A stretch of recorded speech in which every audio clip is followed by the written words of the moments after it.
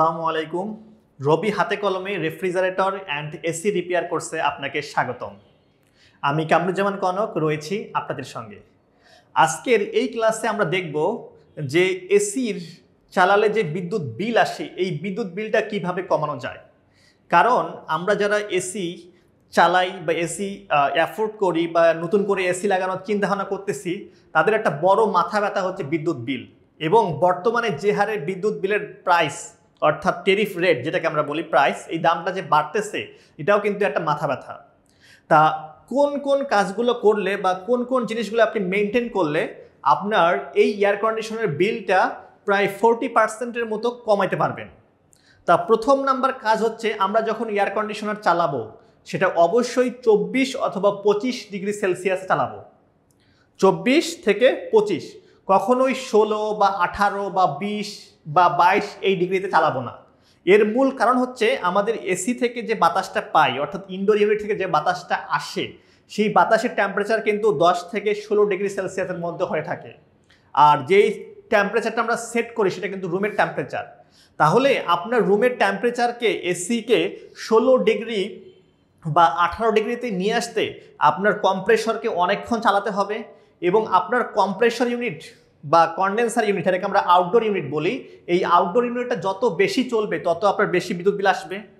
এক্ষেত্রে যদি আপনার প্রয়োজন পড়ে আপনার এসির সঙ্গে হালকা করে আপনার রুমের ফ্যানটা রান করতে পারেন। এক্ষেত্রে দেখবেন যে আপনার বিদ্যুৎ বিলটা কম আসতেছে এবং আপনি কমফোর্ট বোধ করতেছেন।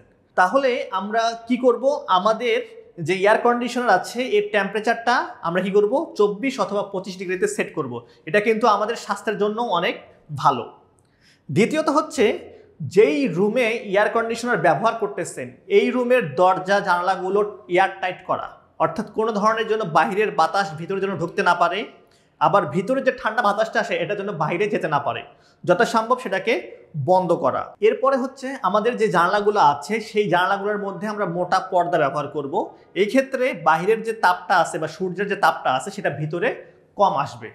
এরপরে যদি আপনার রুমের ভিতরে অতিরিক্ত লাইট ইউজ করেন সেই লাইটটাকে বন্ধ রাখবেন, বা হিট উৎপন্নকারী যদি কোনো ডিভাইস থাকে সেই ডিভাইসটাকে অফ করতে হবে বা অন্য কোনো রুমে শিফট করতে হবে।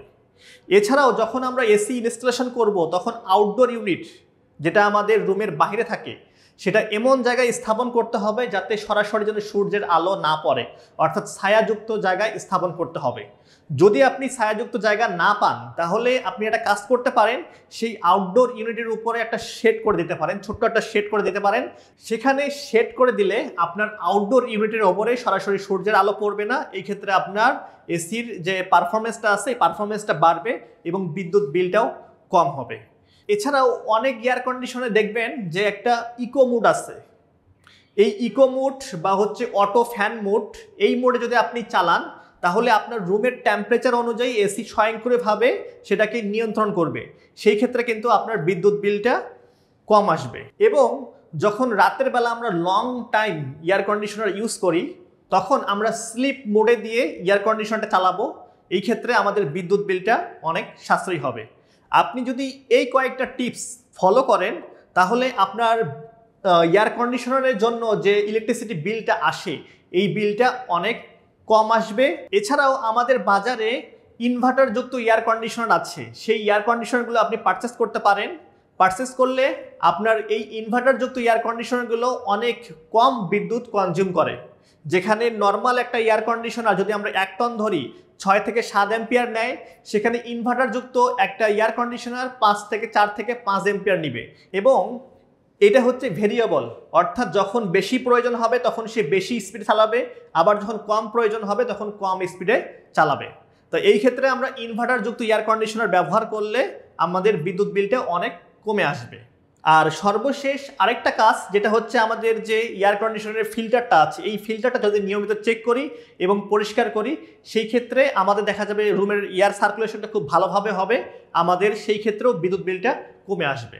তাহলে আমরা এই ক্লাস থেকে জানতে পারলাম কি কি কাজ করলে বা কি কি টিপস ফলো করলে আমরা আমাদের এয়ার কন্ডিশনারের বিদ্যুৎ বিলটা কমাতে পারবো।